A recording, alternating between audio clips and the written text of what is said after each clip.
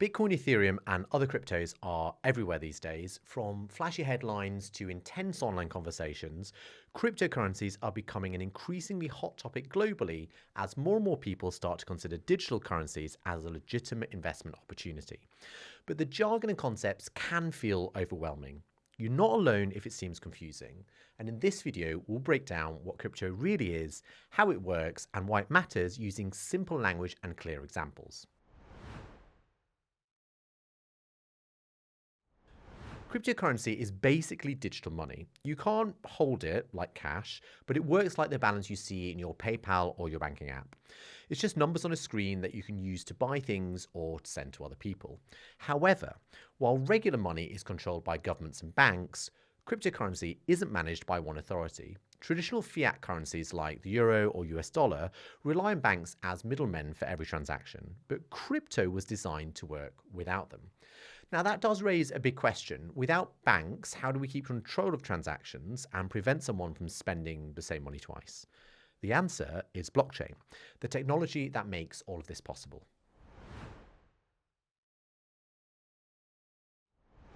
Imagine you and your friends create your own money and you keep track of it all in a shared notebook. Every time someone sends money, everyone writes it down, like Sarah gives David 5 coins. Now, to keep it secure, you agree on some rules. Okay, so number one, everyone has the same notebook. Each person has an identical copy. When a transaction happens, everyone updates their notebook so the history is open and visible to everyone. Rule number two, transactions need approval. Before adding a transaction, most people check and agree it's valid. So if Sarah tries to send 5 coins but only has 3, the group will spot it and reject that transaction. Number three, pages can't be changed. Once a page is full of transactions, it's locked forever. You can't go back and change it. You can only add new transactions to fix past mistakes. Now in crypto, this shared notebook is digital and it's called a ledger. Each page is a block that holds recent transactions. Now when a block is full, it gets securely sealed and linked to the block before it, making a chain of blocks or the blockchain. The chain keeps all transaction history permanent and safe. If someone tried to cheat by changing an old block, they'd have to change every block after it too, which is pretty damn impossible.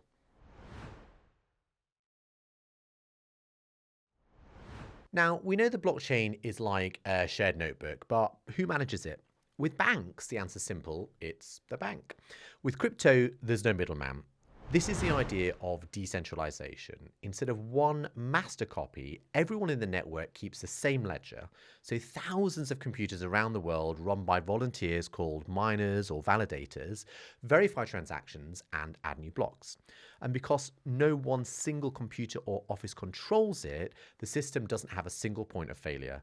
It's hard to shut down, resistant to hacking, and continues running even if some computers go offline. In short, decentralization takes power away from central authorities and gives it to users like you and me by creating an open, borderless financial system. So there's another big question here. How does the network prove that a transaction is really yours and not from an imposter?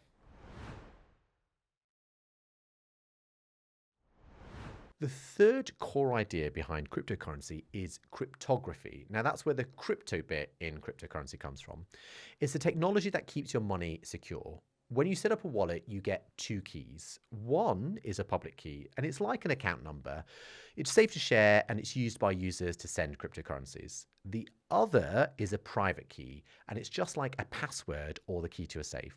It proves you own the funds and allows you to sign transactions. So when you send crypto, your wallet uses the private key to create a digital signature, and the network checks it with your public key. This ensures that only you can move your money, even though all transactions are visible on the blockchain.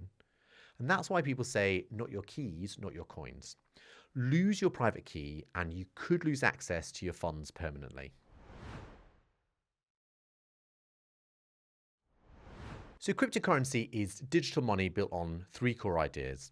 The blockchain, a public permanent ledger that records all transactions. Decentralization, it's a global network of users, not a central authority.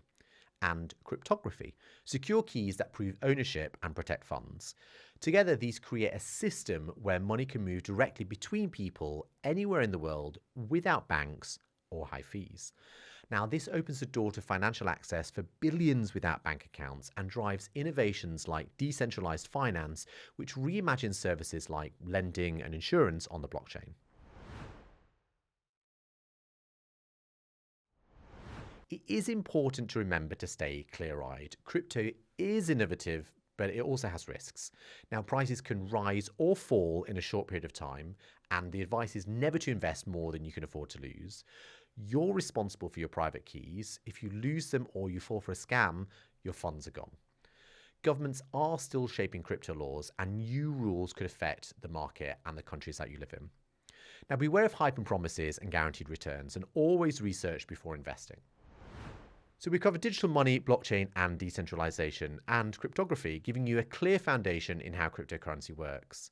Now, the takeaway is this: crypto isn't just a new type of money, it's a shift in how we think about trust, control, and value, a system designed to put more power in the hands of individuals like you and me.